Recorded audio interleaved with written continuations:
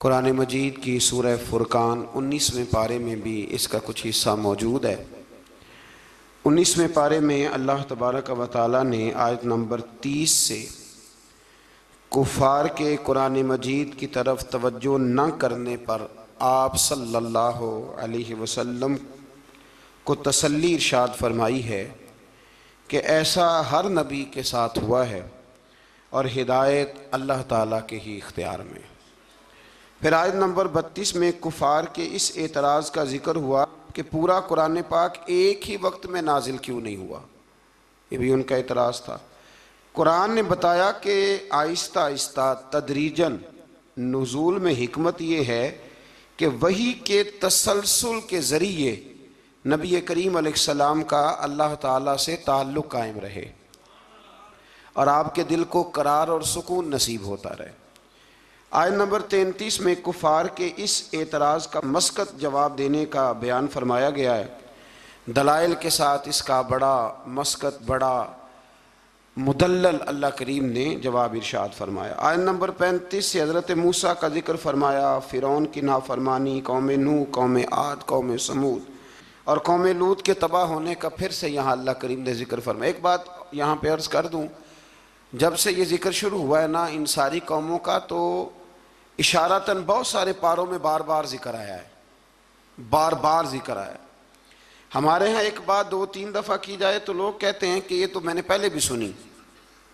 قرآن مجید یہ حکمت ارشاد فرماتا ہے کہ جب تک لوگ مان نہ جائیں اور جب تک اس بات سے پوری عبرت نہ حاصل کر لیں، اس بات کا بیان بار بار کرنا بھی غلط نہیں ہوتا، فائدے سے خالی۔ حضرت آدم اور جناب حوا کا ایک واقعہ ہے اور 7 مرتبہ قرآن پاک نے بیان کیا، لیکن مزے کی بات یہ ہے کہ جہاں بھی آپ پڑھیں گے نئی دلچسپی نظر آتی ہے۔ اس لیے حضور نے فرمایا میرا قرآن کبھی پرانا نہیں ہوگا، اسے جب بھی پڑھو گے تمہیں نئی تازگی عطا کرے گا۔ آیت نمبر 45 سے اللہ تعالیٰ نے سائے کے پھیلاؤ اور سمٹاؤ اور نیند کو باعث راحت اور دن کو ذریعہ معاش بنانے کو اپنی نشانی قرار دیا ہے۔ فرمایا یہ جو تمہیں نیند آتی ہے یہ بھی میری نشانیوں میں سے نشانی ہے، یہ بھی میری نشانیوں میں سے، یعنی آپ ذرا سمجھیں اس بات کو، نیند بھی اللہ کی نشانیوں میں سے، یعنی وہ غلبہ کر لیتی ہے آدمی پہ۔ زندہ انسان ہے، کھلی آنکھیں بند ہو جاتی ہیں اور سننے والے کان سننا چھوڑ دیتے ہیں اور انسان اٹھتا بیٹھتا چلتا پھرتا بالکل یکدم لیٹ جاتا ہے۔ تو فرمایا یہ بھی تو دیکھو نا، یہ بھی تمہارے رب کی نشانی ہے کہ تمہارے اوپر اس نے نیند کو تمہارے لیے سکون کا سبب بنایا۔ اللہ تعالیٰ راحت والی نیند عطا فرمائے اور اللہ تعالیٰ غفلت والی نیند سے محفوظ فرمائے۔ آیت نمبر 48 سے بارش کے نظام، آسمان سے پاک پانی کے نزول، اس کے ذریعے بنجر زمین کو زرخیز بنانے، سمندروں میں میٹھے اور نمکین پانی کے الگ الگ جاری ہونے اور دیگر انعامات کا اللہ نے ذکر فرمایا ہے۔ پانی جب آسمان سے اترتا ہے تو میٹھا ہوتا ہے کہ نمکین ہوتا ہے؟ اللہ کی قدرت ہے نا کہ جب وہ دریاؤں سمندروں میں جاتا ہے تو نمکین الگ ملتا ہے، میٹھا الگ ملتا ہے۔ آیت نمبر 54 میں بتایا کہ انسان کا جوہر تخلیق پانی ہے، بنیادی طور پر یہ بھی پانی سے پیدا کیا گیا۔ پھر اس کے ذریعے نسب اور سسرال کے رشتے قائم کیے گئے، یعنی سسرال کے رشتے یہ بھی اللہ تبارک و تعالیٰ نے قرآن مجید میں اس کا بھی ذکر ارشاد فرمایا۔ سورۃ الفرقان کے آخری رکوع میں آسمانوں میں برج بنانے، سورج اور چاند کی روشنی اور نظام لیل و نہار کو اللہ تعالیٰ کی قدرت کی دلیل کے طور پہ بیان کیا گیا۔ اس کے بعد اللہ تعالیٰ کے محبوب بندوں کے اعلیٰ صفات کا بیان ہے۔ وَعِبَادُ الرَّحْمَنِ الَّذِينَ يَمْشُونَ عَلَى الْأَرْضِ هَوْنًا، فرمایا رحمان کے بندے زمین پر عاجزی سے چلتے ہیں۔ وَإِذَا خَاطَبَهُمُ الْجَاهِلُونَ قَالُوا سَلَامًا، جاہل ان سے الجھنا چاہیں تو وہ الجھتے نہیں، بلکہ وہ ایک بات ذرا میرا دل ہے یہاں کہہ دوں، ایک آدمی نے نا الف با تا سا سے لے کر پورا قرآن مجید پڑھا ہے، پھر اس کے بعد اس نے اس کی کچھ نہ کچھ تجوید بھی پڑھی، پھر کچھ نہ کچھ ترجمہ بھی پڑھا، سمجھ لیں کہ 30 پاروں کا خالی ترجمہ ہی ایک بندہ پڑھ گیا ہے۔ اور ایک شخص اس کے سامنے آ کے بیٹھا ہے جسے سورۃ اخلاص کا ترجمہ بھی ٹھیک نہیں آتا. اب وہ جو پڑھا لکھا آدمی ہے وہ دلیل کیسے دے گا، اس کو سمجھائے گا کیسے؟ اس لیے کہ اس کی سوچ ہی نہیں ہے، اس کو پتہ ہی نہیں ہے. شیخ سعدی فرمایا کرتے تھے کہ ان پڑھ انسان کے سامنے کتاب اور اینٹ برابر ہوتی ہے، اس لیے کہ نہ وہ کتاب کو پڑھ سکتا ہے اور نہ وہ اینٹ کو، تو اس کے لیے تو برابر ہے. ان پڑھ بندے کو مسئلہ سمجھانا اور کسی بیوقوف کو بات سمجھانا اور پھر اس سے اگلی بات، کچھ لوگوں نے کچھ چیزوں کا ذائقہ چکھا ہوتا ہے، ان کو اطمینان قلبی نصیب ہوا ہوتا ہے. کچھ لوگ بالکل اس سے ناآشنا ہوتے ہیں. اب وہ جو ناآشنا بندہ ہے نا، وہ بحث کرتا ہے، وہ کہتا ہے جی کس طرح ہو سکتا ہے، یہ مطلب ہو کیسے سکتا ہے، ممکن کیسے؟ جب تک انسان ماں باپ سے پیار نہیں کرتا تو ماں باپ کی محبت کی چاشنی کی اسے خبر نہیں ہوتی، اور جب تک اس کے بچے نہیں ہوتے محبت پدری اور ماں کی ممتا، ان دونوں چیزوں کی اسے خبر نہیں ہوتی. تو اس لیے اللہ کے بندوں نے پھر ان لوگوں سے بحث نہیں کی. بہت سارے لوگ ایسے ہیں جو کہتے ہیں کہ میں اس چیز کو سمجھوں جس کو وہ سمجھ سکتے نہیں، اس لیے کہ ایک شخص نے 8 سال لگائے، 10 سال لگائے. قرآن مجید کی تفسیر سے پہلے بہت ساری امدادی کتب ہم بچوں کو پڑھاتے ہیں بہت ساری چیزیں سمجھنے کے لیے. تو جہلاء بحث کرتے ہیں، بحث نہ کریں. اور جب آپ کو پتہ چل گیا سامنے والا جاہل ہے تو پھر اگر آپ نے بحث کی تو اس کا مطلب ہے کہ آپ بیوقوف ہیں، آپ نے یہ غلط کام کیا. تو اللہ کے بندے کبھی بھی جاہل آدمی سے بحث نہیں کرتے. اور آگے فرمایا والذین یبیتون لربہم سجدا وقیاما، فرمایا وہ راتیں اپنے رب کے لیے سجدے اور قیام میں گزارتے ہیں. اور ساری رات عبادت کرنے کے بعد بھی سویرے وہ یہ نہیں کہتے میں عبادت گزار ہوں. والذین یقولون ربنا اصرف عنا عذاب جہنم ان عذابها کان غراما، سویرے اٹھ کے کہتے ہیں اللہ ہمیں جہنم کے عذاب سے محفوظ رکھنا، بے شک تیرا عذاب گلے میں اڑ جانے والا ہے. غراما، اے اللہ تیرا عذاب گلے میں اڑ جانے والا ہے، اے اللہ ہمیں اس سے نجات عطا فرما. یعنی وہ رات ساری عبادت کر کے بھی صبح اپنے رب سے معافی کا سوال ہی کرتے. اللہ اکبر.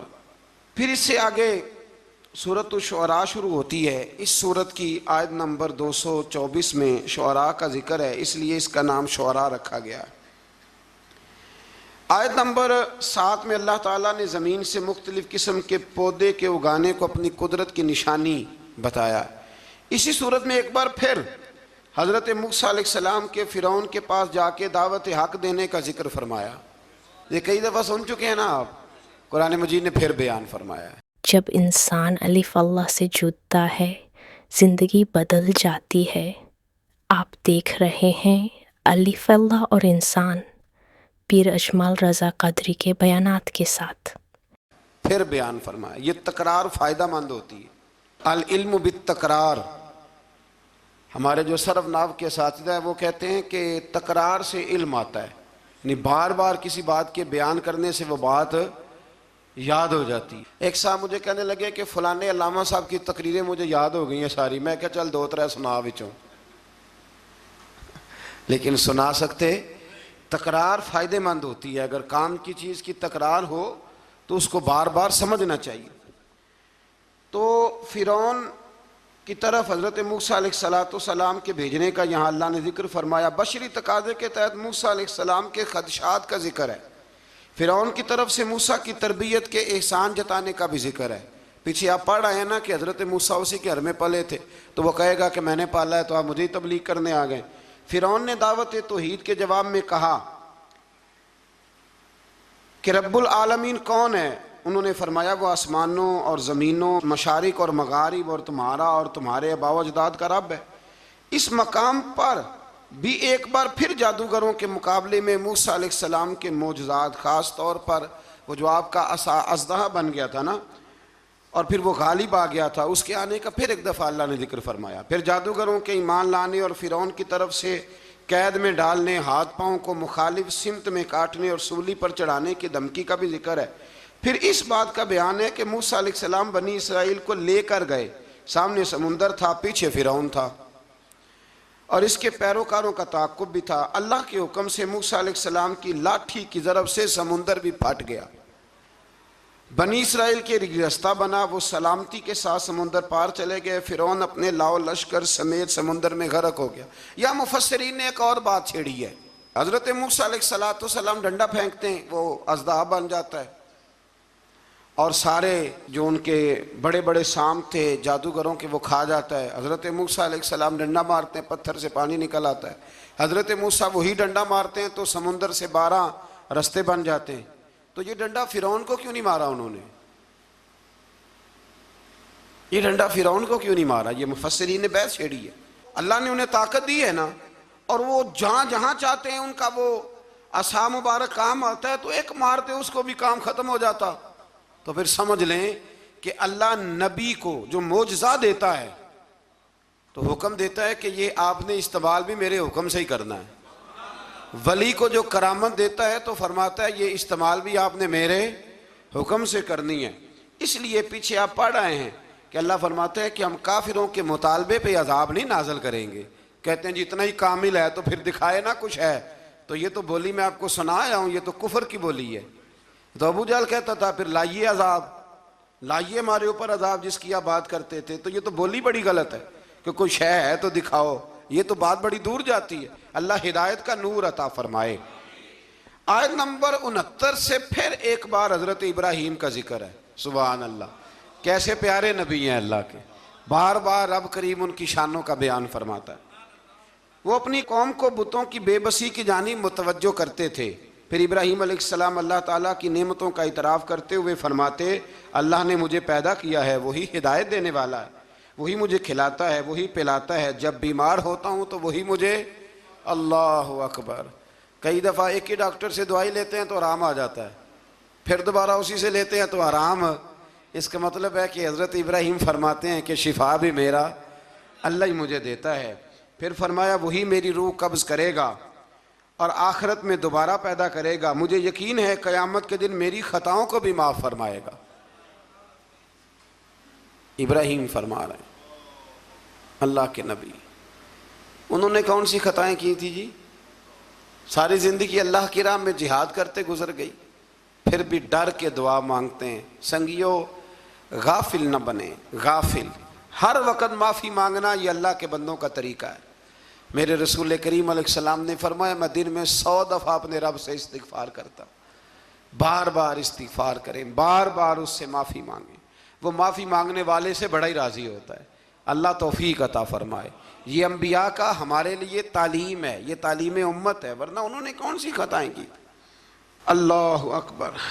پھر فرمایا وہ دعا کرتے ہیں کہ اے میرے پروردگار تو مجھے صحیح فیصلہ کرنے کی قوت عطا فرما اور مجھے نیک بندوں کے ساتھ ملا دے۔ پڑھنا ذرا گھر جا کے سورہ شعراء، آپ کو سمجھ آئے گی۔ اللہ کے نبی دعائیں مانگتا ہے یا اللہ ہمیں نیکوں کی سنگت عطا فرما۔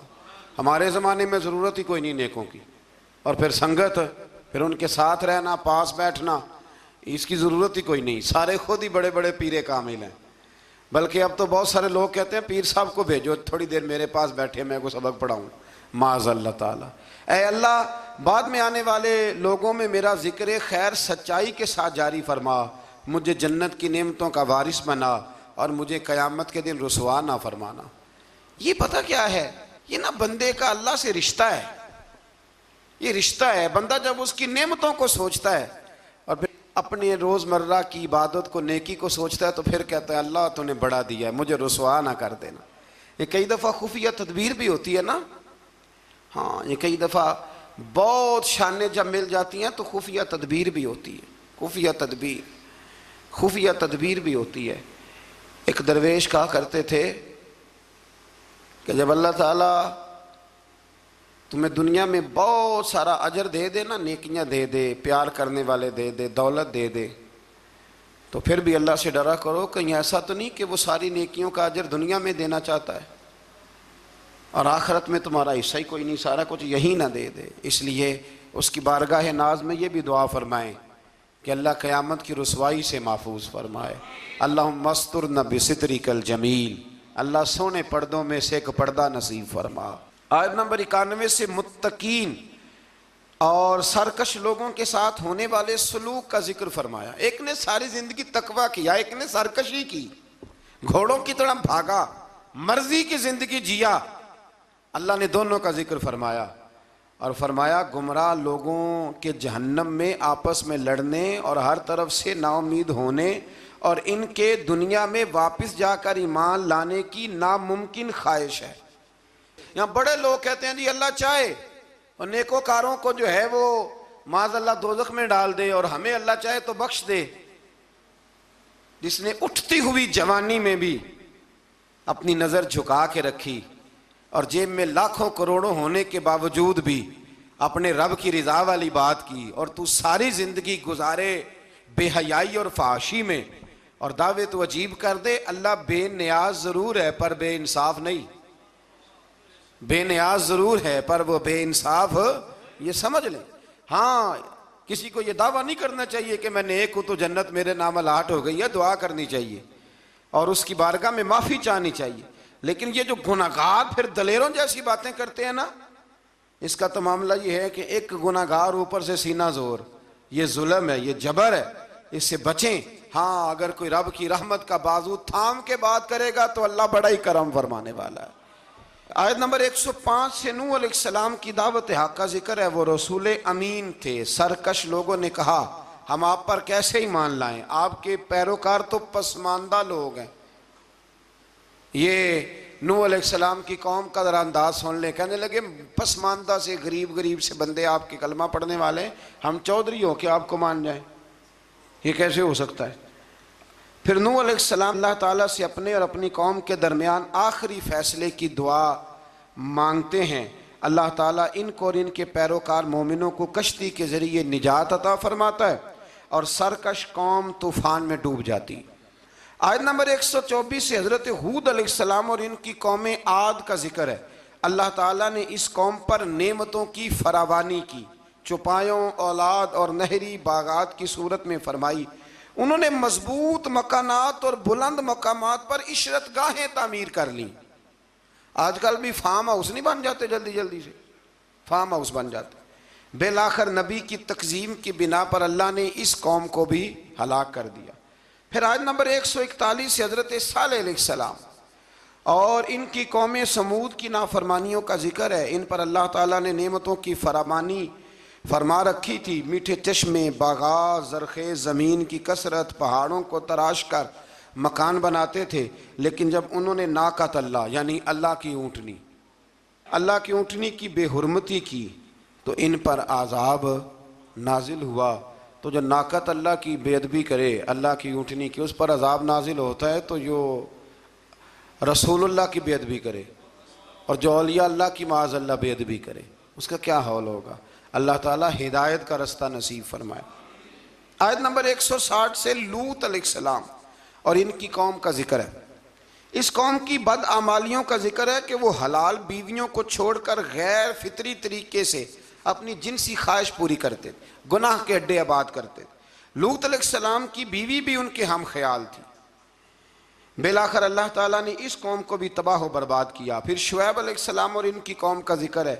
یہ لوگ اصحاب الایکہ کہلاتے تھے۔ یہ لوگ لین دین کے وقت ناپ تول میں ڈنڈی مارتے تھے۔ ان کی سرکشی کا یہ عالم تھا کہ نبی سے کہتے اگر آپ سچے ہیں تو ہم پر آسمان کیوں نہیں پھٹ پڑتا۔ پھر اس قوم پر بھی عذاب نازل ہوا اور وہ تباہ و برباد کر دیے گئے۔ لوط علیہ السلام کی بیوی بھی ساتھ رہتی تھی لیکن کافروں کی ہم خیال تھی، اور نوح علیہ السلام کا بیٹا بھی اور ان کے گھر والے بھی کچھ اسی طرح کے تھے۔ ایک بات ذہن میں رکھیں، دو بھائی اکٹھے رہتے ہیں، دونوں نے اپنی اپنی قبر میں جانا ہے۔ کسی گھر کا ایک فرد اگر غلط ہوگا تو اس سے مراد وہ پورا خاندان نہیں ہوگا۔ اس لیے قرآن مجید نے کہا ہے کہ کوئی قیامت میں ایک دوسرے کا بوجھ نہیں اٹھائے گا، سارے اپنا اپنا ہی اٹھائیں گے۔ آیت نمبر 192 میں بتایا کہ قرآن اللہ کا کلام ہے جسے واضح عربی زبان میں جبریل امین نے محمد الرسول اللہ صلی اللہ علیہ وسلم کے قلب پاک پر نازل گئے۔ قرآن کے لفظ نزل علی قلبک، محبوب ہم نے آپ کے نا دل پر اسے نازل فرمایا۔ یہ بڑی کمال کی بات ہے، محبوب ہم نے آپ کے یعنی کلام اللہ کا اور حضور کے، یعنی محبوب اور محب کی جو باتیں ہوتی ہیں نا وہ اگر جملوں میں بھی ہوں تو جا کے ٹکراتی سیدھی دل کے ساتھ ہیں۔ ان آیات میں یہ بھی بتایا کہ جن قوموں کا نام و نشان مٹا دیا گیا، اللہ تعالیٰ نے اتمام حجت کے لیے ان کے پاس رسول بھیجے، وہ کہے نہ کہ کوئی ڈرانے والا نہیں آیا۔ قرآن مجید کا مطالعہ کرنے والوں کے لیے غور و فکر کا مقام ہے کہ جن بدعمالیوں کے سبب پچھلی امتوں کا نام و نشان مٹا دیا گیا، آج وہ ساری خرابیاں اس امت میں بھی جمع ہو چکی ہیں۔ وہ سارے گناہ، لوط علیہ السلام کی قوم جو کام کرتی تھی وہ آج یہاں نہیں ہو رہا، وہ یہاں نہیں ہو رہا۔ اللہ تبارک و تعالیٰ معاف فرمائے۔ لوگ سمجھتے ہیں کہ شاید رب کریم مسجدوں میں تو دیکھتا ہے، معاذ اللہ تو ہوٹلوں کے بند کمروں میں وہ نہیں دیکھتا، اور ہماری خوابگاہوں میں اور فارم ہاؤس میں اور وہ دور دراز دیہاتوں میں جو ہم نے کوٹھیاں تعمیر کی ہیں اس کے اندر جو ہم گل غبارے کرتے ہیں تو انہیں نہیں دیکھتا۔ وہ سارے کام جو لوط علیہ السلام کی قوم کرتی تھی، جو نوح علیہ السلام کی قوم کرتی تھی، وہی مذاق جو حضرت نوح کی قوم کرتی تھی نا، کہ یہ چند ماڑے ماڑے لوگ آپ کے ساتھ ہیں۔ بہت سارے میں نے وڈیروں کو آج علماء اور مشائخ کا اس طرح مذاق اڑاتے دیکھا ہے، یہ 4 بندے چھوٹے چھوٹے آپ کے ساتھ ہیں۔ بھائی نہیں وہی جملہ جو نوح کی قوم کہا کرتی تھی، لیکن پھر بچے تو وہی ماڑے ماڑے نا، پھر بچے نا وہ ماڑے ماڑے کے، تو کدھر گئے وہ اونچی کلگیوں والے؟ انسان جب بات کرتا ہے تو بغیر سوچے سمجھے کرتا ہے۔ لوط علیہ السلام کی قوم کی خرابیاں، پھر حضرت نوح کی قوم کی خرابیاں، پھر حضرت شعیب کی قوم اگر ناپ تول میں ڈنڈی مارتی تھی تو آج کیا کچھ نہیں ہوتا، دوائیوں تک میں ملاوٹ ہوتی۔ بس ایک ہی بات ہے، چہرے اس لیے نہیں بدلتے کہ اس زمین پر گنبد خضرا موجود ہے، رسول اللہ صلی اللہ علیہ وسلم کا ساتھ موجود ہے۔ بس اللہ تعالی ہمیں رسول پاک کی نسبت کاملہ عطا فرمائے۔ آیت نمبر 218 میں فرمایا کہ اے رسول مکرم صلی اللہ علیہ وسلم، اللہ تعالیٰ عبادت کے وقت آپ کے قیام اور عبادت گزاروں کے درمیان آپ کے سجدوں کو دیکھ رہا ہوتا ہے۔ محبوب تیرے سجدے مجھے بڑے ہی پیارے ہیں۔ جب تو صفوں کے بیچ نمازیں پڑھتا ہے نا تو میں وہاں تجھے دیکھتا رہتا ہوں۔ جب انسان سجدہ کرتا ہے تو رب بڑا ہی راضی ہوتا ہے۔ اس لیے حضور نے فرمایا جب تم ایک سجدہ کرتے ہو تو اللہ کی بارگاہ میں تمہارا ایک درجہ بلند کر دیا جاتا ہے۔ جتنے دن باقی رہ گئے ہیں نا، اللہ تعالی ہمیں کثرت سے سجدے کرنے کی توفیق عطا فرمائے۔ رمضان کے دن نہیں کہہ رہا، زندگی کے دن کہہ رہا ہوں۔ جتنی زندگی باقی ہے اللہ تعالیٰ کثرت سے سجدے کرنے کی۔ حضرت ابو فاطمہ رضی اللہ تعالیٰ عنہ فرماتے ہیں کہ حضور نے مجھ سے فرمایا تھا، ابو فاطمہ جنت میں مجھ سے ملنا چاہتے ہو؟ میں نے کہا حضور ہاں۔ فرمایا پھر سجدے زیادہ کر کے آنا، سجدوں کی دولت تمہارے پاس زیادہ ہونی چاہیے۔ اللہم صل علی محمد وعلی آل محمد كما صليت على إبراهيم وعلى آل إبراهيم إنك حميد مجيد اللهم بارك على محمد وعلى آل محمد كما باركت على إبراهيم وعلى آل إبراهيم إنك حميد مجيد۔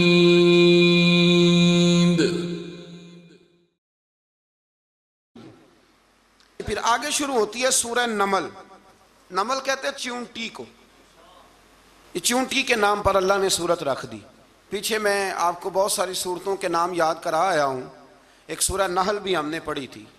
تو اللہ تبارک و تعالیٰ نے اس سورت میں قرآن کریم کی حقانیت، مومنین کی صفات، مختلف انبیاء کے احوال، اللہ تعالیٰ کی توحید پر دلائل، قیامت کی ہولناکیاں اور حیات بعد الموت کا ذکر فرمایا۔ اس سورت کی ابتدائی آیات میں ایک بار پھر حضرت موسیٰ علیہ السلام کے احوال اور معجزات کا بیان ہے۔ آیت نمبر 16 سے سلیمان علیہ السلام کا ذکر ہے۔ وہ داؤد علیہ السلام کے وارث تھے، بیٹے تھے، اور انہیں پرندوں کی بولیاں سکھائی گئیں۔ جنات اور انسانوں کے لشکر کا ایک فوجی ڈسپلن کے ساتھ ان کے پاس حاضر رہتے تھے۔ وہ جو ان کا لشکر تھا نا، اس میں انسان بھی تھے، جن بھی تھے، اور اس کے اندر پرندے بھی تھے۔ ان کا لشکر تھا، وہ ہمیشہ ان کے پاس رہتے تھے۔ حضرت سلیمان علیہ السلام گزر رہے تھے تو ایک مقام سے آپ گزرے جہاں چیونٹیاں بڑی کثرت کے ساتھ تھیں۔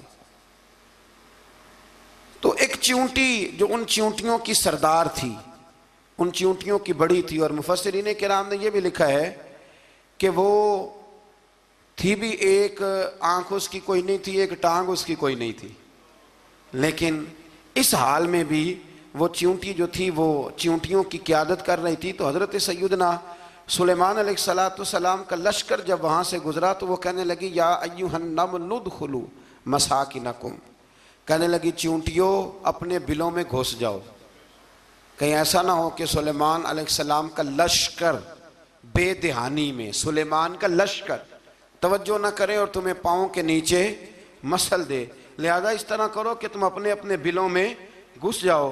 حضرت سلیمان ابھی 3 میل دور تھے، تمام مفسرین نے لکھا ہے 3 میل دور تھے، تو وہاں سے چیونٹی بولی تو قرآن کہتا ہے کہ حضرت سلیمان اس کی بات سن کے ہنس پڑے، فتبسم ضاحکا، آپ اس کی بات سن کے ہنس پڑے کہ دیکھو یہ چیونٹی کیا کہہ رہی ہے، ذرا غور کرنا بات پر کہ حضرت سلیمان 3 میل دور فاصلے پر چیونٹی کی بات بھی سن لیتے ہیں۔ مولوی نے قرآن کی آیت پکی یاد کر لی، انا بشر مثلکم، کہتا ہے حضور نے کہا میں تمہاری طرح کا بشر ہوں، نبی ہماری طرح ہوتے ہیں جی، تو وہ تو 3 میل دور چیونٹی کی آواز سن لیتے تھے، اس کے کان میں چیونٹی رکھو بلا، اسے کہو کہ بتا بلا کیا کہتی ہے، کچھ بتائے گا پھر دوڑ لگا دے گا شاید، کان میں رکھو اس کو، کہو بتا چیونٹی کیا کہتی۔ اور اگر یہ لفظ نہ ہوتے قرآن کے کہ جب انہوں نے سنا تو ہنس پڑے، یہ جملے نہ ہوتے تو شاید اس کو بھی نہ مانتے، لیکن حضرت سلیمان نے سنی چیونٹی کی بات، اور اب اگلی بات کہنے لگا ہوں، بڑے خوبصورت لفظ لکھے ہیں مفسرین نے، فرماتے ہیں دیکھو ایک چیونٹی نے ایک جملہ بول کے، ایک چیونٹی نے ایک جملہ بول کے اپنے قبیلے کی خیر خواہی کی تو رب نے اس کا جملہ بھی قرآن میں بیان فرما دیا۔ تو جو ساری زندگی لوگوں کو جملے بول بول کے کہے رب رسول کی طرف آ جاؤ، تو اللہ قیامت میں اس کی بات کو قائم نہیں فرمائے گا۔ جو بھی کسی کی خیر خواہی کرے وہ ایک جملہ بول کے کرے، اور ہو بھی چیونٹی، تو اگر اللہ اس کا ذکر قرآن میں باقی رکھتا ہے تو میں اور آپ اگر کسی کی خیر خواہی کریں گے تو انشاءاللہ ذکر باقی رہے گا۔ شرط یہ ہے کہ کریں خیر خواہی، خیر خواہی کرو کسی کی، ایک جملہ بول کے بھی کرو، چیونٹی بھی ہو تو اللہ قرآن میں ذکر باقی فرما دیتا ہے۔ تو اللہ تبارک و تعالیٰ نے اس بات کا ذکر قرآن مجید میں فرمایا، اس پر کئی کچھ لکھا ہے۔ اسی طرح سے ایک بات اور لکھی ہے ہمارے مفسرین نے کہ حضرت سلیمان ایک دن اسی طرح نکلے، قحط پڑ گیا تھا، بارش نہیں ہوتی تھی، تو حضرت سلیمان باہر میدان میں نکلے دعا کرنے کے لیے، خشک سالی تھی، تو جب آپ گئے تو ایک چیونٹی اپنے پر پھیلا کے دعا مانگ رہی تھی، تو رب کریم نے فرمایا سلیمان آپ واپس چلے جائیں، بارش آ جائے گی پر آئے گی چیونٹی کی دعا پہ۔ تو حضرت سلیمان نے عرض کی مولا میں بھی تو اتنا لشکر لے کے آیا ہوں نا، تو چلو ہمیں بھی دعا کر لینے دے، تو چیونٹی کی دعا پہ برسا دینا پر دعا کر لینے دے۔ فرمایا نہیں آپ واپس جائیں، دعا نہ مانگیں۔ یا اللہ کیوں؟ فرمایا چیونٹی کا دل ٹوٹ جائے گا، وہ تو کہے گی کہ یہ سلیمان کے لشکر دعا پہ پھر بارش آئی ہے، تو آپ نہ کریں تاکہ اس کے دل میں یہ بات رہے کہ نہیں میرے رب نے میری دعا پہ بارش فرمائی ہے۔ آپ جائیں، آج بارش آئے گی پر آئے گی چیونٹی کی دعا پہ۔ تو جو چیونٹی بارش کی دعا کرے قوم کے لیے، اللہ اگر اس کا ذکر قائم رکھتا ہے، تو جو اپنی قوم کے لیے ہدایت کی دعا کرے، اور کبھی کبھی گردن جھکا کے دیکھا کرو کہ دل میں رسول اللہ کی امت کا درد کتنا ہے۔ اگر کہیں حضور کی امت کا درد ہے تو پھر انشاءاللہ ذکر قیامت تک باقی رہے گا، پھر انشاءاللہ قیامت تک آنے والی نسلیں بھی آپ کا ذکر کریں گی اگر حضور کی امت کا درد سینے میں موجود ہے۔ اسی طرح سے پھر حضرت سلیمان کے لشکر میں نا ایک ہدہد نامی پرندہ بھی تھا، لشکر کا کارکن تھا پرندہ. ہدہد غائب تھا تو حضرت سلیمان کہنے لگے کدھر گیا وہ ہدہد؟ نظر نہ آ جایا سخت سزا دوں گا. یہاں تو کوئی اچھی خبر لائے گا، چونکہ وہ ہدہد پرندہ جاتا تھا تو خبریں لا کے دیتا تھا، ورنہ سزا دوں گا. اتنی دیر میں ہدہد بھی آ گیا. یہ پرندے جو کارکن ہوتے ہیں بڑے سیانے ہوتے ہیں، کبھی بندہ ناراض ہو تو صحیح خبریں لے آتے ہیں. تو صحیح خبر لے کے آ گیا. آتے ہی آ کے بیٹھا تو اس نے حضرت سلیمان علیہ السلام نے کہا کہاں تھے؟ عرض کرنے لگا حضور میں ملک سبا گیا تھا، وہاں ایک عورت حکمرانی کرتی ہے، اس کا نام بلقیس ہے، بہت بڑے تخت پہ بیٹھتی ہے، 80 گز اس کا تخت لمبا ہے، 40 گز چوڑا ہے، اور شاید 80 من کے 80 ٹن اس کا وزن ہے. تو حضور وہ سورج کو پوچھتے ہیں.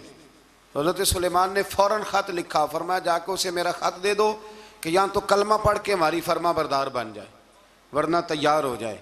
جو اللہ کے غیر کو پوچھتے ہیں ہم ان کے خلاف جنگ کریں گے. وہ جب لے کے گئے نا خط یہ حدود گیا تو وہ میٹنگ کر رہی تھی، اس کے وزیر مشیر سارے بیٹھے تھے. اس نے جا کے خط پھینک دیا ملکہ بلقیس کی جھولی میں. اس نے خط پڑھا تو ڈر گئی، وزیروں کو بلایا. حضرت سلیمان، قرآن کہتا ہے حضرت سلیمان نے کہا تھا خط پھینک کے نا تو سائڈ پہ ہو کے سننا وہ کیا کہتے ہیں. بندوں کے لیے منع ہے، پرندوں کے لیے جائز ہے. بندوں کے لیے منع ہے سائڈ پہ ہو کے سننا. ہاں جس کی جاسوسی کی ڈیوٹی ہو، کفر کی جاسوسی کی، اس بندے کے لیے بھی جائز ہے. تو یہاں ایک تو وہ پرندے تھے، دوسرا کفر کی جاسوسی کر رہے تھے. سائڈ پہ ہو کے سننے لگے تو ملکہ بلقیس کہنے لگی اب کیا کرنا ہے، یہ خط آیا ہے. تو وہ کہنے لگے ہم تیار ہیں، آپ حکم کریں، ہم لڑنے کو تیار ہیں، لڑیں گے. وہ کہنے لگی نہیں تیزی نہ دکھاؤ. قرآن مجید کہتا ہے کہ وہ کہنے لگی جب لڑائیاں ہوتی ہیں تو شہر تباہ ہوتے ہیں، ملک کھنڈر بن جاتے ہیں، لڑائی مسئلے کا حل نہیں ہے. انہوں نے کہا کہ میں نبی ہوں. تو ایک دفعہ آزما لیتے ہیں کہ نبی ہیں کہ نہیں، معاذ اللہ آزما لیتے ہیں. کہا کیسے؟ کہنے لگی تحفے تحائف بھیجتے ہیں، اگر مال پر دل للچا گیا تو پھر نبی نہیں بادشاہ ہے، اور اگر مال پر دل للچایا نہ تو پھر اللہ کے کامل بندے ہیں. یہ فرق اس نے اس وقت بیان کیا. اس نے 500 کنیزیں، 500 غلام، بڑے شاندار لباس پہنا کے، 500 گھوڑا بڑا تگڑا، اس کے اوپر مال و اسباب رکھ کے تیاری کرا کے حضرت سلیمان کی طرف بھیجا. ہدہد پہلے سے خبر لے کے آ گیا. حضور اس نے یہ پروگرام بنایا ہے. وہ جب آیا سارا کچھ تو حضرت سلیمان دیکھ کے جلال میں آ گئے. فرمانے لگے اسے جا کے کہہ دو تو مجھے کیا تحفے بھیجے گی، میرے رب نے مجھے مالا مال فرمایا ہوا ہے، انہیں مالا مال کیا میرے مالک نے. جا اسے جا کے کہہ تو کیا تحفے دے گی. جب رب دیتا ہے تو پھر کوئی کمی نہ وہ نہیں چھوڑتا. بندے کیا دے سکتے ہیں، بندے تو بیچارے 10 دے کے تو 10 دن ان کی آنکھیں نہیں کھلتی. فرمایا مجھے اللہ نے جو دیا ہے کیا بات ہے اس کے دینے کی. تو فرمایا اسے کہو یا فرما بردار ہو کے آ جائے یا جنگ کے لیے تیار ہو جائے، ہم اسے اس کے شہر سے ذلیل کر کے نکال دیں گے. اس نے جا کے جب پیغام دیا تو اور ان لوگوں نے بھی آ کے بتایا کہ وہاں تو ہم عجیب منظر دیکھ کے آئے ہیں کہ جانور بھی ہاتھ باندھے کھڑے ہیں، وہاں تو جنات، سرکش جنات کھڑے ہیں. وہ بادشاہ نہیں، وہ نبی ہیں. وہ جو 500 غلام اور 500 کنیزیں گئی تھی حوال سنایا آ کے. تو ملکہ بلقیس نے پھر خط لکھا کہ میں فرما بردار ہو کے آ رہی ہوں. معنی کیا ہے؟ میں کلمہ پڑھنے کے لیے آ رہی ہوں. تو حضرت سلیمان نے کہا بھئی اب اس طرح کرو، ذرا فرش بچھاؤ. انہوں نے فرش بچھایا اس طرح کا کہ اوپر فرش تھا، نیچے مچھلیاں تیر رہی تھیں، لگ رہا تھا دریا ہے. ڈیوٹی لگا دی، جنات نے بچھا دیا. ادھر حضرت سیدنا سلیمان فرمانے لگے اب چونکہ مان کے آ رہی ہے تو اسے اپنی نبوت کی علامتیں بھی دکھانی ہیں. اس نے تخت بڑا شاندار بنوایا تھا، اور خواتین میں جو عادتیں خواتین والی ہوتی ہیں وہ جاتی نہیں. وہ 7 کمروں میں نا پیچھے اپنا تخت رکھ کے تو 7 دروازے بند کر کے آئی. اس زمانے میں ایک رواج تھا، وہ زلیخا نے بھی 7 دروازے مکفل کے ایک رواج تھا. ایک کمرہ، پھر کمرے کے پیچھے کمرہ، پھر اس کے پیچھے کمرہ، پھر اس کے پیچھے کمرہ، اور اس کو بڑے موٹے تالے لگائے جاتے تھے. اور فلسفہ یہ تھا کہ ایک تالا توڑے گا کوئی تو جب تک سپاہی آ جائیں گے، اور اگر اس کے توڑنے تک نہ آئے تو دوسرے کے توڑنے تک آ جائیں گے، اور اس کے توڑنے تک نہ آئے تو 7ویں تک تو آ جائیں گے. یہ ان لوگوں کا نفسیاتی معاملہ تھا، سوچ تھی. 7 کمروں میں مکفل کر کے نا وہ نکلی تو حضرت سلیمان علیہ السلام کہنے لگے بھئی مجھے اس کا تخت چاہیے اس کے آنے سے پہلے، اس کے آنے سے۔ اس واقعے کی کیا ضرورت تھی قرآن پاک میں؟ یہ کیا حاجت تھی یہ تخت والی ساری بات قرآن نے کیوں بیان کی؟ پوچھیں آپ اپنے دل سے بھی اور انکار کرنے والے منکرین سے بھی، اس کی کیا ضرورت تھی؟ وہ جو کہتے ہیں جی ولی کی کرامت کی کیا ضرورت ہے، سیدھی سیدھی نماز پڑھو، روزہ رکھو، حج کرو، زکوٰۃ دو، تو پوچھو ان سے ایک سورۃ نمل کے اندر اس ساری تفصیل کی کیا ضرورت تھی؟ ختم ہو گئی جب وہ کلمہ جو پڑھ رہی ہے، تو پھر اس سارے واقعے کو رب کیوں بیان فرماتا ہے؟ حضرت سیدنا سلیمان فرمانے لگے تخت چاہیے، اور چاہیے اس کے آنے سے پہلے۔ قال عفریت من الجن، جنوں میں سے ایک بہت بڑا جن بولا، کہنے لگا حضور آپ کا یہ تخت برخاست ہونے سے پہلے لے آؤں گا۔ یہ جو آپ میٹنگ کر رہے ہیں نا، یا فیصلے ختم، کچھ نے لکھا صبح سے شام تک میٹنگ ہوتی ہے اور اس کو آنے میں پتہ نہیں کتنے دن لگیں گے، تو میں یہ برخاست ہونے سے پہلے، اور کچھ نے کہا دیا آپ شرط کیوں لگاتے ہیں کہ صبح سے شام تک ہوتی؟ اس جن نے کہا دیا آپ 10 منٹ میں فارغ ہو جائیں، آپ فارغ ہوں گے تو تخت آ جائے گا۔ مفسرین نے لکھا ہے کہ جب قرآن کہتا ہے کہ اس نے کہا کہ آپ کے فارغ ہونے سے پہلے، تو اس کا مطلب ہے کہ جب آپ اٹھیں گے یہ جگہ خالی کر دیں گے تو تخت یہاں کیویں ہزاروں میل کا فاصلہ ہے آ جائے گا، پر ہوائی جہاز پہ کارگو کرا کے، جی DHL کے ذریعے کیسے آئے گا؟ وہ آئے گا تو بس آئے گا۔ تو حضرت سلیمان کی تو بادشاہت تھی نا زمانے پہ، فرمانے لگے نہیں نہیں تو لیٹ ہے، تو لیٹ ہے، تو ہمیں جانتا ہی نہیں، ایٹ سٹ تے پکھڑا کوار گندل، اسی اور بھی بوٹیاں جاننے ہاں، یہ تو لیٹ ہے، ابھی ہماری طاقت اس سے زیادہ ہے۔ بڑی کمال بات لکھی ہے لکھنے والوں نے۔ ایک مفسر نے لکھا ہے کہ ابھی حضرت سلیمان نے غلاموں سے منگوایا ہے، اپنی بات کوئی نہیں کی، یہ حال ہے ان کے غلاموں کا، تو سردار کا عالم کیا ہوگا؟ حضرت سلیمان کہنے لگے بھی جلدی جائیے۔ قال الذی عنده علم من الکتاب انا آتیک بہ قبل ان یرتد الیک طرفک، تو اٹھا ان میں سے وہ جس کے پاس کتاب میں سے علم تھا، ساری کتاب کا بھی نہیں، علم من الکتاب، کتاب، وہ اٹھے جن کے پاس کتاب میں سے علم تھا، تو وہ اٹھ کے کہنے لگے حضور میں لے آؤں گا، کب؟ آپ کے آنکھ جھپکنے سے، نہیں آنکھ جھپکنے سے، بندہ تھا جن تھا، جن کی تو بات مانی نہیں انہوں نے، کیا کہا؟ آنکھ جھپکنے سے، میں آنکھ جھپکنے سے پہلے لے آؤں گا۔ تو حضرت سلیمان کہنے لگے تو ٹھیک ہے چل لا پھر، لا پھر، آنکھ جھپکنے سے، بڑے ہی نادان نہیں، پھر غصہ نہیں آتا ان پہ، پھر غصہ نہیں آتا۔ میرے شیخ کامل، مرشد اکمل، شیخ بحر و بار، حضور غوث پاک جیلانی، حضرت غوث اعظم یوں کر کے شاگردوں کو، مریدوں کو سبق پڑھا رہے تھے، پڑھاتے پڑھاتے ہاتھ آگے کیا، اور جب ہاتھ واپس آیا تو بھیگ گیا تھا سارا، تو شاگرد کہنے لگے حضور یہ کیا ہے؟ فرمایا تمہیں نہیں سمجھ آئے گی، چھوڑو تمہارے والی بات نہیں، خاصاں دی گل آما آگے نہیں مناسب کرنی، رہنے دو تم۔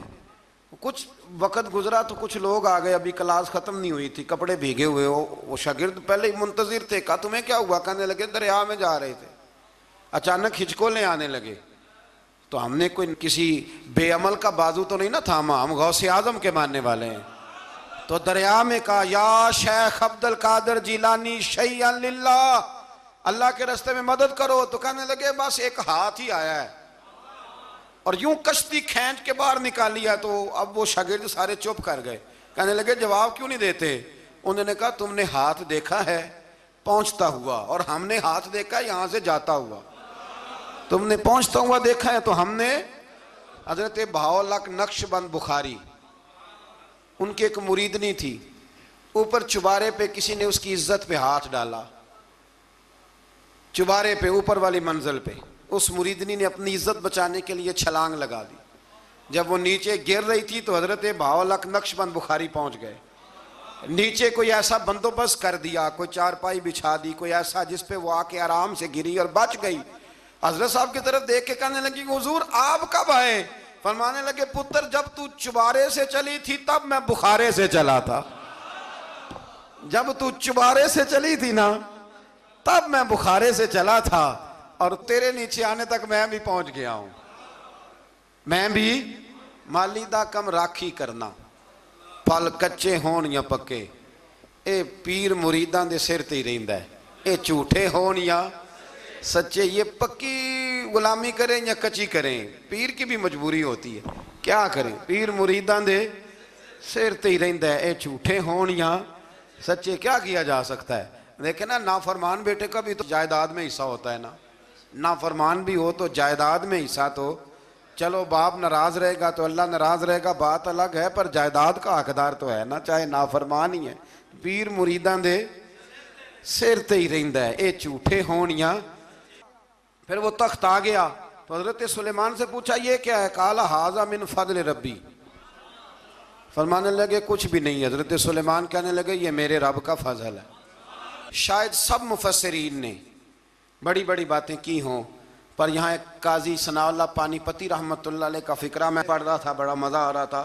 قاضی صاحب فرمانے لگے اس آیت پہ، قاضی صاحب کہتے ہیں جن پر نرا فضل تھا، ھذا من فضل ربی، نرا فضل، فرمایا ان کی تو اتنی طاقت ہے کہ وہ ہزاروں میل دور سے 80 گز لمبا 80 گز چوڑا تخت آنکھ جھپکنے سے پہلے لے آتے ہیں. اور جن کے بارے میں اللہ فرماتے ہیں وَبَشِّرِ الْمُؤْمِنِينَ بِأَنَّ لَهُم مِّنَ اللَّهِ فَضْلًا كَبِيرًا. فرمایا محبوب اپنے غلاموں کو خوشخبری دے دیں، باقیوں پہ نرا فضل تھا، ان پر تو فضل کبیر ہے، ان پر تو بڑا ہی فضل ہے اللہ کا. تو فرمایا جن پر فضل کبیر ہو، ایک نہیں، اس پر میں بڑے دلائل دے سکتا ہوں. کرامات اولیاء پر میں بڑے ہی دلائل دے سکتا ہوں، بڑے. غوث اعظم رضی اللہ تعالیٰ عنہ کے پاس بادشاہ آیا تو کہنے لگا پیر تب مانوں گا جب سیب کھلائیں گے. سیب کا موسم ہی نہیں تھا. تو حضرت صاحب آتے ہی اسے کہنے لگے اب تو میری ولایت کو سیبوں پہ تو نہ تول، اب سیب کھلائے تو ولی یا نہ کھلائے تو ولی کوئی نہیں، یہ تو اب میری ولایت کو سیبوں پہ تو نہ تول. تو حضرت صاحب نے یوں ہاتھ اٹھایا تو اللہ نے 2 سیب عطا فرمائے. تو وہاں جملہ ہے حضور غوث اعظم کا، فرمانے لگے اگر اللہ حضرت مریم سلام اللہ جو بنی اسرائیل کی ولیہ ہیں، ولی ہے نا، وہ نبی تو نہیں نا، عورت نبی نہیں ہو سکتی. فرمایا اگر اللہ انہیں بغیر موسم کے پھل دے سکتا ہے میں تو محمد عربی کا نوکر ہوں. فرمایا اب نہ 2 سیب آئے تھے تو وہ کہنے لگا میرے تو دل میں 1 سیب تھا نا. تو حضور غوث اعظم نے نا 1 سیب مجھے دیا، 1 میں نے کھایا تو 1 غوث پاک کھانے لگے. کہتے ہیں میں نے منہ میں رکھا، ذرا ترش تھا، تو میرے چہرے کا وہ رنگ دیکھ کے نا، اثر دیکھ کے کہ تلخی محسوس، تو غوث اعظم کہنے لگے میرے والا کھا. تو 1 انہوں نے کاٹ کے ٹکڑا دیا، کہتے کھایا تو بڑا میٹھا تھا. تو میں نے کہا حضور آئے تو دونوں ہی غیب سے ہیں، تو آپ کے والا میٹھا ہے میرے والا کڑوا ہے. تو آپ فرمانے لگے آئے تو دونوں غیب سے تھے، پر ایک کو ذرا ظالم کے ہاتھ لگ گئے ہیں نا، اس کو تنبیہ بھی کر دی کہ ظلم سے باز آ جا، تنبیہ بھی کر دی. فرمایا ہاتھ ظالم کے لگے اس لیے ترش ہو گیا، سیانا بن. 1 نہیں 20 درجنوں. لیکن پتہ نہیں کیوں لوگ اڑ گئے، پتہ نہیں کیوں کڑ کے آ گئے کرامت اولیاء کے معاملے میں. بالکل. اور پھر کسی حدیث میں یہ نہیں آیا کہ اس زمانے میں ولی ہوں گے تو اس زمانے میں ولی نہیں ہوں گے. حضور نے فرمایا میری امت کبھی گمراہی پر جمع نہیں ہوگی. اقبال کہتا ہے اولیاء کیا ہوتے ہیں؟ اولیاء کیا ہیں؟ جواسیس القلوب. اقبال کہتا ہے ولی کا بہت بڑا ولی تم نے دیکھنا ہو تو اسے دیکھو جو تیرے دل کا جاسوس ہے. چلو یہ مشکل بات ہے، میں نہیں چھیڑتا، لیکن جو تیرے وہ جاسوسی کرتا ہے، پر کرتا ہے تیرے دل کی، وہ تیرے دل کا جاسوس ہوتا ہے ولی. اور اس پر حضور کی حدیث ہے، فرمایا اس کی فراست قلبی سے ڈر، یہ اللہ کے نور سے دیکھتا ہے، ڈر اس کی فراست قلبی سے. اللہ توفیق عطا فرمائے. بارہ اس ولی کا نام تھا آصف بن برخیہ. آصف بن برخیہ جی حضرت سلیمان کے وزیر تھے. وہ آئی ملکہ بلقیس، اور جب وہ آئی نا تو اس نے دیکھا کہ یہ تو آگے سامنے حضرت سلیمان بیٹھے ہیں، اور جو رستہ ہے نا درمیان میں وہ فرش ہے کہ دریا ہے، سمجھ نہیں آ رہی. تو اس نے نا اپنا یوں کر کے اوپر کپڑا اٹھانا شروع کر دیا کہ نیچے پانی ہے، تو حضرت سلیمان کہنے لگے چلتی آ، نیچے کچھ بھی نہیں۔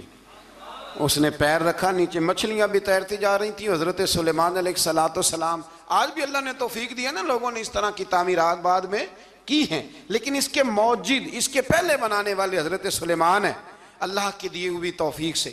تو وہ ملکہ آپ کے پاس آئی، پھر وہ آپ کی فرما بردار ہو گئی، اور بعد مفسرین نے یہ لکھا ہے کہ اس نے جب کلمہ پڑھا تو پھر اس کا نکاح بھی حضرت سلیمان سے ہوا، یہ بھی بعض لوگوں نے لکھا ہے۔ تو اس سارے واقعے کو قرآن مجید نے بیان فرمایا ہے۔ پھر آیت نمبر 47 سے قوم سمود کا حضرت صالح علیہ السلام سے بدشگونی لینے کا ذکر ہے۔ اللہ تعالیٰ نے فرمایا بدشگونی اور نحوست اللہ کے نبی صالح علیہ السلام کی وجہ سے نہیں ہے، بلکہ تم ہی نحوست اور نامبارکی ہے اور تم فتنے میں مبتلا ہو گئے۔ عجیب بات ہے نا یہ بھی، کہ وہ کہا کرتے تھے کہ حضرت صالح علیہ السلام جب سے آئے ہیں ہم پہ طرح طرح کی مصیبتیں آنے لگ گئیں، یہ وہ قوم کہا کرتی تھی۔ آج بھی کچھ لوگ کہتے ہیں جی جب تک میں غلط تھا نا تب تک معاملات ٹھیک تھے، اب میں صحیح ہو گیا ہوں تو حالات، وہ خدا کے بندے جب تو ٹھیک ہوا ہے تو رب تجھے کندن بنانا چاہتا ہے۔ اللہ کریم وہ ساری کمزوریاں جو بظاہر انسانوں میں ہوتی ہیں مشکلات میں ڈال کے تو تیری مٹی اور گرد جھاڑنا چاہتا ہے، لیکن لوگ معاذ اللہ اس کو بدشگونی کہتے ہیں۔ اللہ سمجھنے کی توفیق عطا فرما۔ آیت نمبر 54 سے ایک بار پھر لوط علیہ السلام کی قوم کی فحاشی اور اس کے نتیجے میں پیدا ہونے والی تباہی اور بربادی کا ذکر ہے۔ بار بار اب اس لیے بیان کرتا ہے کہ فحاشی کرو گے تو آسمان سے پتھر برسیں گے، اور پتھر اب اس طرح نہیں برس رہے جس طرح ان قوموں پہ برسا کرتے تھے، برس رہے ہیں پر ہمیں نظر نہیں آتے۔ بڑا کچھ ہی ہو رہا ہے، بڑی ساری تباہی اتر رہی ہے، بڑے فتنے پیدا ہو رہے ہیں۔ اور میں اکثر کہا کرتا ہوں کہ فحاشی جب عام ہوتی ہے پھر تباہی ہوتی ہے۔ فحاشی عام ہو گئی ہے، فحاشی عام ہو گئی، گندے چینل عام ہو گئے، بے حیائی عریانی۔ یہ روڈ پہ گندے کبھی بورڈ لگے ہوتے تھے تو آپ یقین کریں میں نے کانوں سے سنا ہے، بزرگ کہا کرتے تھے دیکھو جی انہوں نے کس طرح کی بی بی کی تصویر لگا دی۔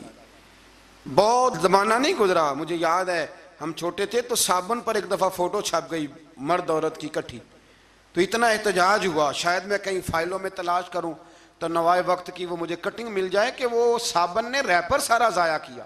اب کون اعتراض کرنے والا ہے؟ کوئی ایسا شخص جو اعتراض کرے؟ بڑے بڑے گندے بورڈ لگے ہوئے ہیں، یہ بے حیائی ہجان پیدا کرتی۔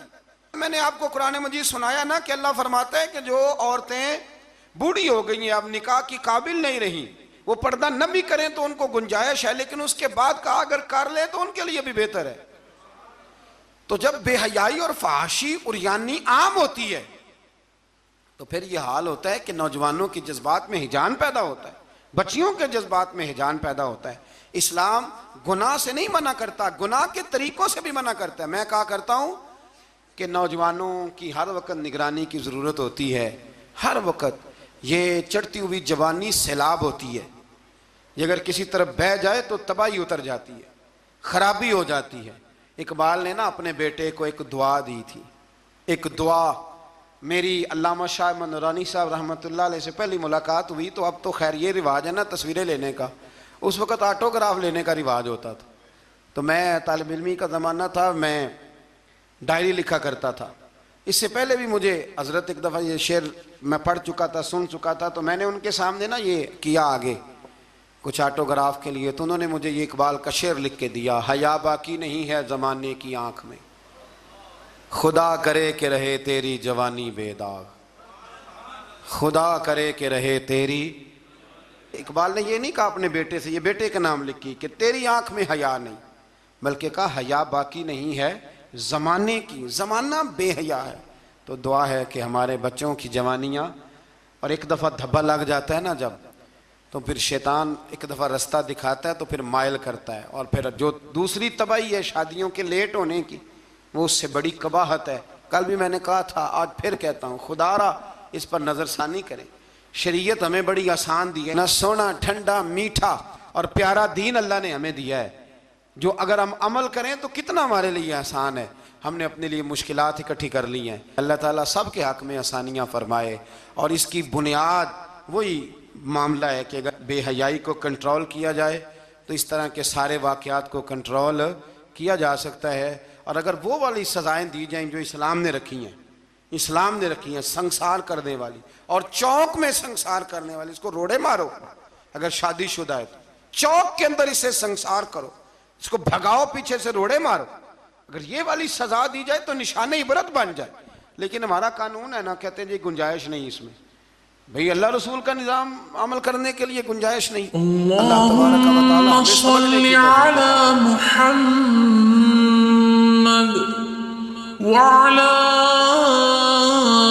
آل محمد كما صليت على إبراهيم وعلى آل إبراهيم